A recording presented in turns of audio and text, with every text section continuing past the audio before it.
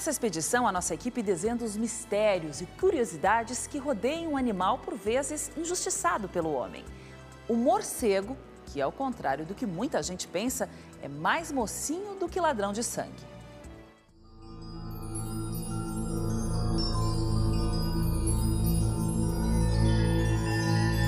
Pequenos, velozes, de hábitos noturnos e por vezes temíveis. Graças às lendas da cultura popular ocidental, eles ganharam ares vampirescos, proibidos. Mas acredite, este ser de fama obscura é mais mocinho do que ladrão de sangue. Afinal, desempenham um importante papel na manutenção e conservação de nossas matas. Nossa equipe veio até o município de Atibaia, no interior de São Paulo, para conhecer um pouco mais sobre os pequenos mamíferos voadores, os morcegos. Eu estou com a Miriam aqui, ela é especialista nisso e eu vou chamar o Marcelo Santa Clara para vir até aqui e mostrar para a gente o local dessa busca. Isso, a gente vai passar a noite aqui atrás desses pequenos voadores.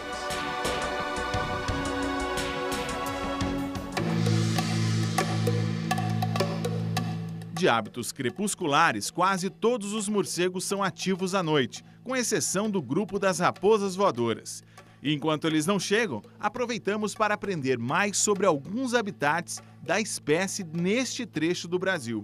Essa região é a Serra de Tapetinga, né, pertence ao município de Atibaia e é um parque municipal, é o Parque da Grota Funda. Faz parte de um plano para fazer o contínuo Cantareira e emendar, na verdade, várias áreas verdes, né, e compor, na verdade, uma área imensa, né, de área de proteção ambiental.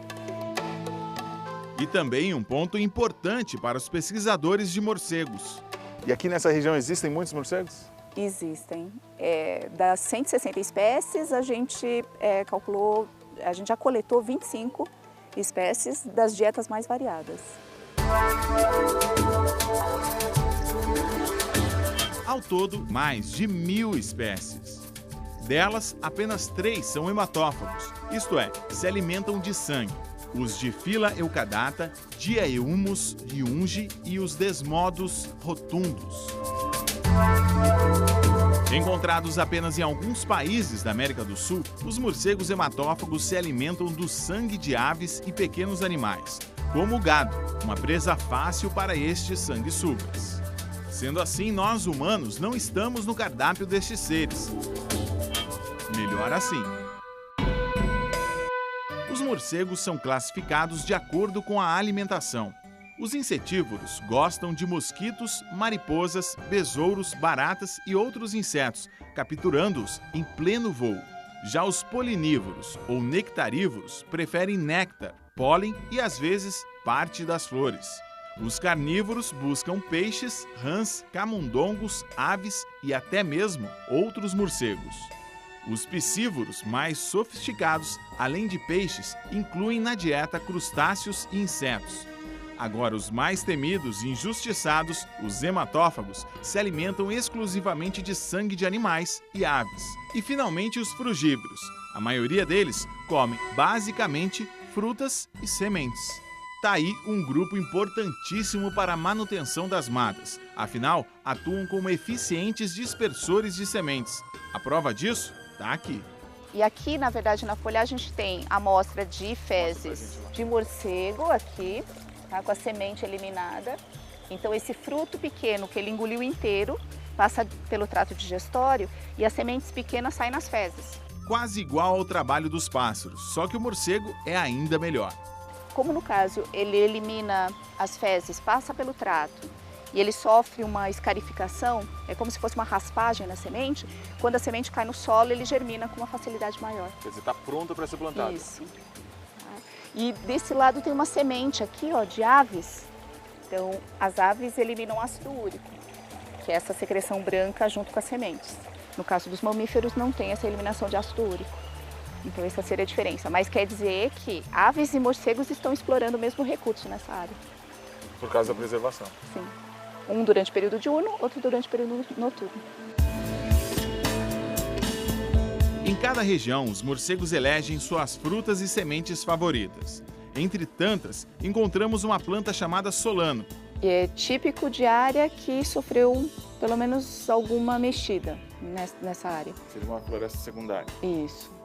E ela fica para cima ou para baixo? Não, ela fica voltada para cima. Para cima. Então, isso aqui é bem característico da dispersão por morcego. Então, sempre os frutos ficam voltados para cima, eles ficam dispostos fora da folhagem, né, e sempre em cacho. Aí o morcego vem em voo, né, e normalmente ele captura ainda em voo. Retira um fruto, localiza pelo odor, né, e sai voando carregando o fruto. Então, os frutos também têm que ser pequenos para possibilitar o carregamento durante o voo. A principal ferramenta do morcego frugívoro para buscar seu alimento é o olfato.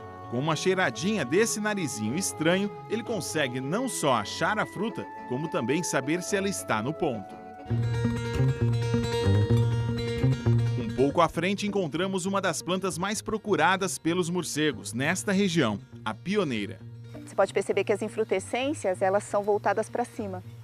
Então, esse tipo de infrutescência facilita a retirada em voo.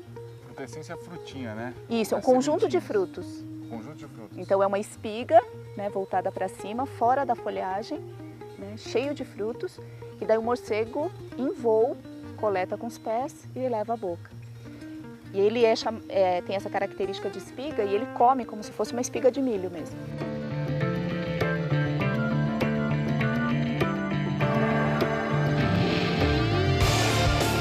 Para descobrir como o homem pode usar este exército de voadores para o reflorestamento de áreas degradadas, viajamos até o município de Fênix, do Paraná. Em meio a tubos de ensaio, amostras de sementes e fezes, pesquisadores da Embrapa de Curitiba colhem pistas dos frutos preferidos dos morcegos e das sementes extraem essências que aguçam o paladar destes mamíferos voadores frugívoros, que podem ser fisgados pelo olfato. Para extrair os frutos, extrair o óleo, os óleos essenciais desses frutos, esses frutos são retirados, né? São colocados nesse balão, esse fruto está fervendo, ele vai ferver e os óleos, o vapor produzido, tudo que tá nesse fruto vai sendo carregado para cima dessa estrutura e ele fica condicionado nessas ampolas aqui. Bem vedado para não sair, porque isso é um óleo, né? Um cheiro, então esse cheiro pode contaminar alguma outra coisa dentro do freezer, então ele é bem vedado. Os morcegos têm olfato, paladar e audição extremamente desenvolvidos. E uma vez encontrada a fórmula da essência ideal, o jogo de atração começa. E com ele, o reflorestamento. Quando ele vê que não é um fruto, não é um alimento, ele vai se deslocar e vai para a área buscar o recurso. Mas nesse tempo que ele ficou ali buscando, tentando entender o que era aquilo, ele vai defecar. Por quê? Porque os morcegos defecam em voo, diferente das aves que precisam ficar empoderadas. Então ele defeca durante o voo e aumentando o banco de sementes da área.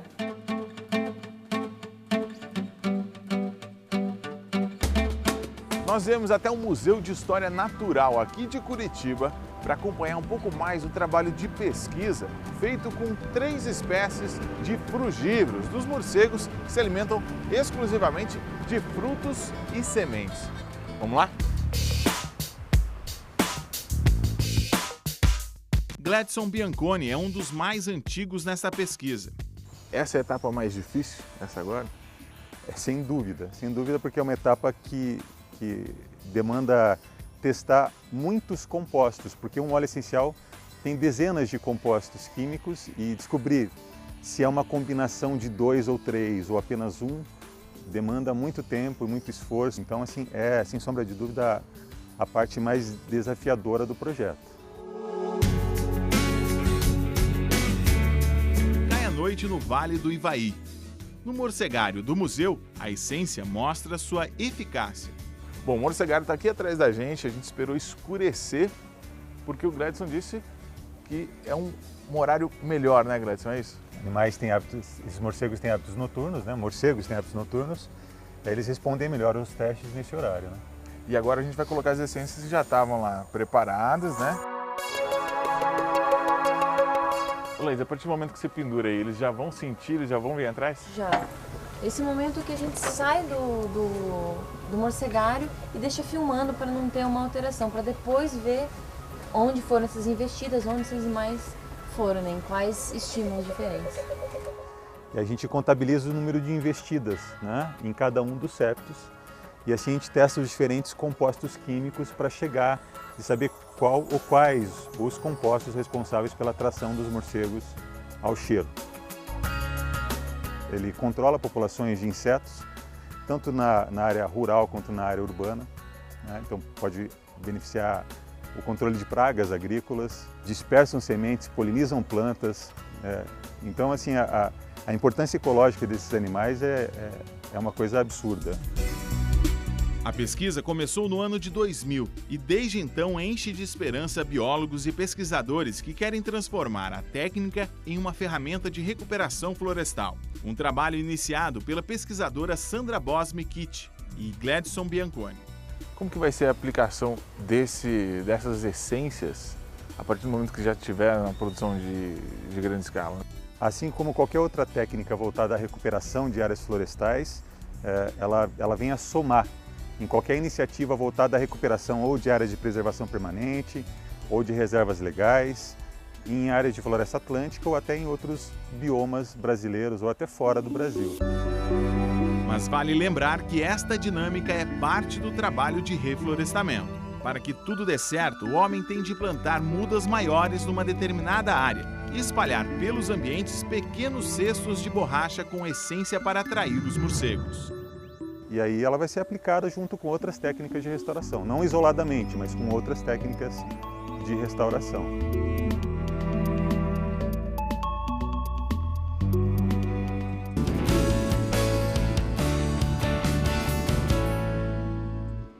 De volta com o Good News e os morcegos.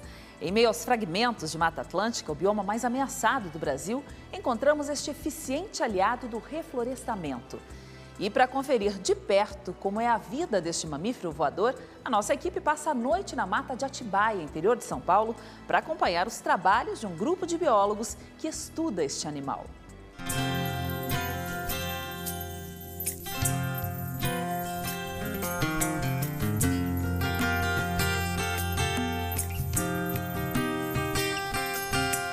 De volta ao Parque da Grota Funda, próximo ao município de Atibaia, em São Paulo, a bióloga e zoóloga Miriam Hayashi prepara os equipamentos para mais uma noite de capturas. Então, para fazer a coleta dos morcegos, a gente utiliza uma rede de neblina, que é uma rede extremamente fina, que tem como princípio formar 3 ou 4 bolsas, né? O morcego cai, bate na rede e cai nessas bolsas e se emaranha.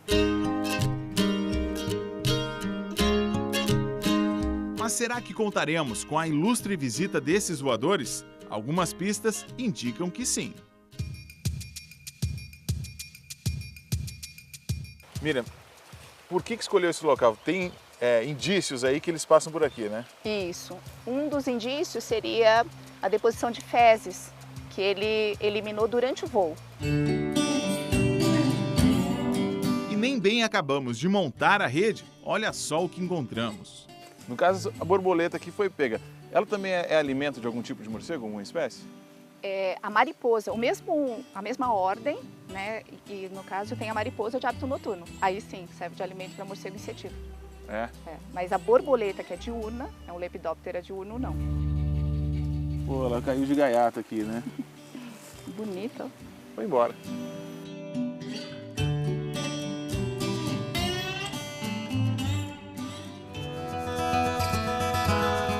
Ainda na mata, agora a ideia é encontrar outras rotas de passagem dos morcegos.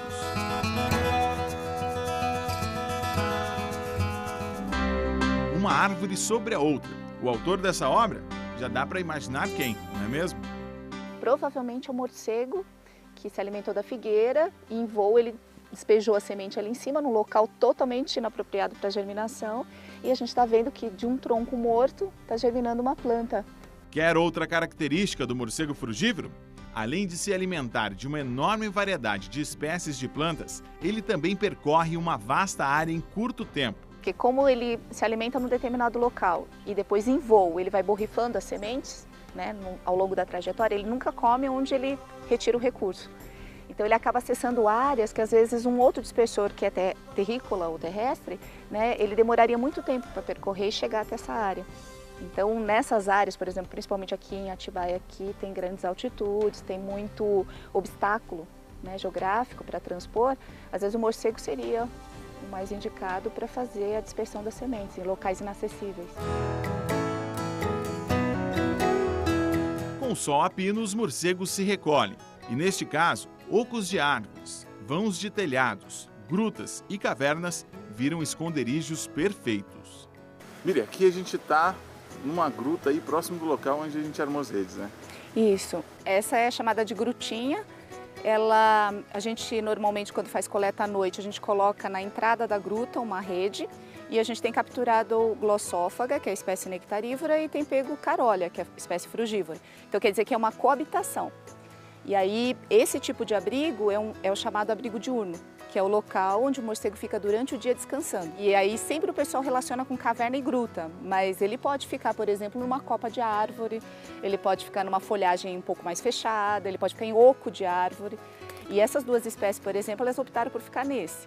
E você, sabe por que o morcego fica de ponta cabeça? E é para facilitar, na verdade, a saída em voo. Como o joelho dele é ao contrário, né?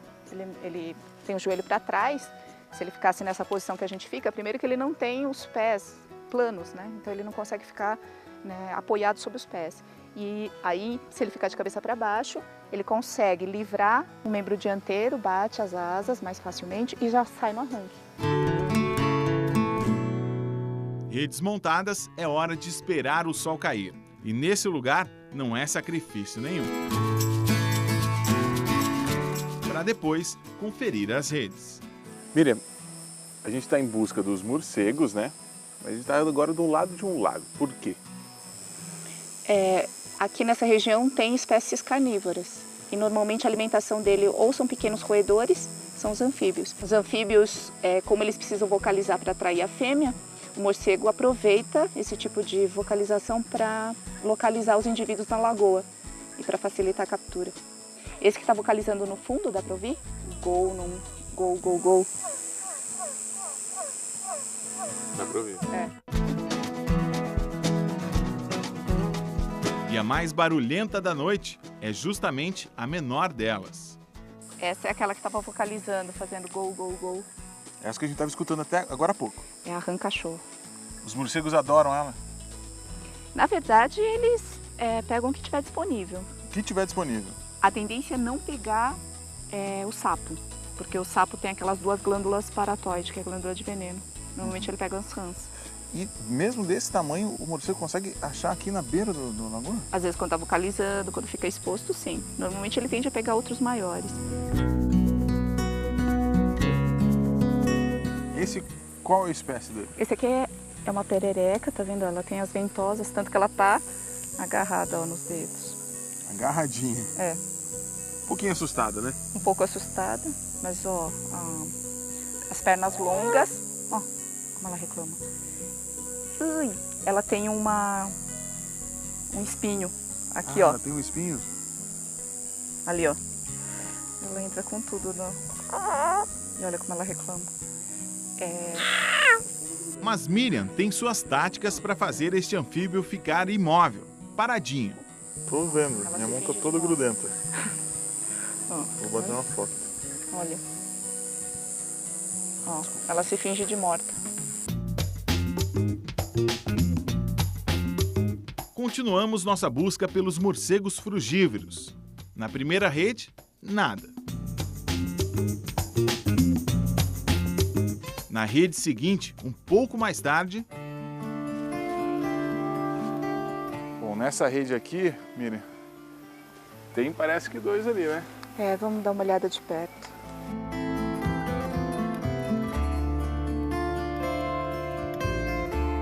Para retirar o morcego da rede, normalmente você tem que ver o lado que ele caiu. Então você viu que ele está naquela bolsa, né, do jeito que ele bateu na rede e caiu. Então eu tenho que dar a volta. Vai pegar ele pelo outro lado. Isso. Então eu vou tentar ver um jeito mais fácil de tirar ele da...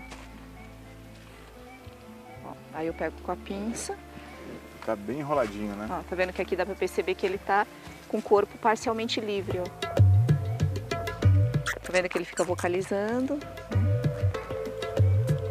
Entre os morcegos capturados da noite, um deles é o nectarívoro, um pouco diferente dos frugívoros. Morcego nectarívoro, aí ele tem a folha nasal, então é da mesma família dos frugívoros, só que ele tem um focinho alongado, ó. Então olhando de perfil, bem mais longo, um focinho bem mais longo do que os frugívoros, para facilitar na hora da captura do néctar da flor. Bem diferente. Bem Ele diferente. entra com o focinho dentro da... A língua dele, deixa eu ver se eu consigo mostrar aqui, ó. É longa também e na parte frontal da língua ele tem uma papila, que é, na verdade, como se fosse uma escova, com cerdas na ponta, que daí na hora que ele coloca a língua várias vezes dentro da flor, ele consegue extrair maior quantidade de néctar. E esse som dele? É uma vocalização, às vezes para alertar os outros, que ele foi capturado, e aí para os outros tomarem mais cuidado com essa área aqui, ou senão às vezes é por estresse mesmo. A ecolocalização também é um outro sentido bem aflorado nos morcegos e funciona basicamente da seguinte maneira. Pelas narinas ou pela boca, ele emite ondas ultrassônicas acima de 20 kHz, inaudíveis para os humanos, mas claramente percebidas pelos voadores. Ao atingir obstáculos no ambiente, essas ondas voltam em forma de ecos, o que dá aos morcegos a posição exata de tudo à sua frente. Ferramenta especialmente útil na hora de caçar insetos voadores ou desviar de árvores no escuro, e até mesmo na comunicação entre mãe e filho. Vale lembrar que a ecolocalização dos morcegos é bem parecida com a de outros animais, como golfinhos e baleias, e foi estudando estas características dos bichos que os cientistas desenvolveram os sonares de navios e os aparelhos de ultrassom. Olha, agora ele está eliminando fezes amarelas, provavelmente com pólen. Além do cardápio, os morcegos se diferenciam também por algumas características estéticas, um ótimo truque para atrair as fêmeas. A coloração do ombro, que dá um nome popular. Por que ele fica com o ombro desse jeito? Porque ele tem uma glândula embaixo que solta um cheiro almiscarado, meio doce, que até dá para sentir, né? Que é para dizem que é para atrair a fêmea. E sente o cheiro. Tem um cheirinho, não, meio doce, ó. É, um cheirinho de flor mesmo, né? Parece que é de uma flor doce, né? Depois de capturados, os morcegos são recolhidos. A biometria é feita lá na sede do campo de pesquisa. As fezes coletadas no fundo do saquinho dão pistas do tipo de semente que ele tem comido. Ou melhor, ela. Eu vejo aqui que ela é fêmea. Checo a questão da gravidez com a palpação do abdômen. Não grávida. Aí eu posiciono o antebraço para medir. O padrão seria o antebraço direito. Tá? Normalmente, a medida do antebraço é suficiente para confirmação da espécie. Agora eu vou colocar ele num saquinho de plástico e vou utilizar a pesola para a checagem do peso. Solta. Ele pesa 27. Cada morcego capturado recebe uma anilha, esta espécie de anel de identificação. Ele serve para orientar os biólogos caso esta morceguinha seja capturada novamente. E o morcego, qual que é a vida dele?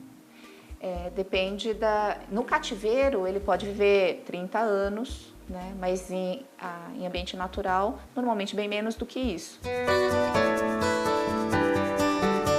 Agora, a morceguinha está pronta para voar novamente, em busca de suas sementes.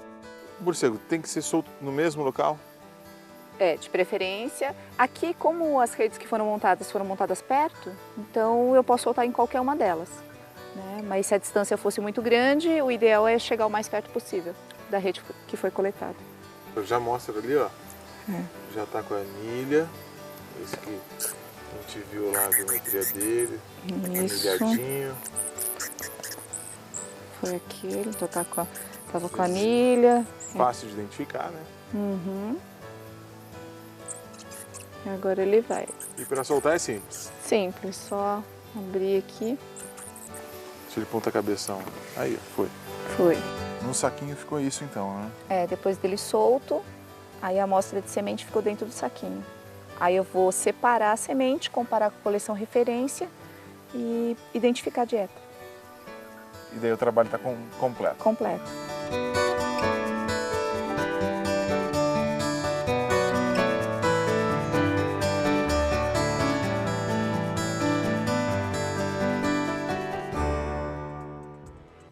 Você pode rever esta e outras aventuras no nosso site redetv.com.br/Good News.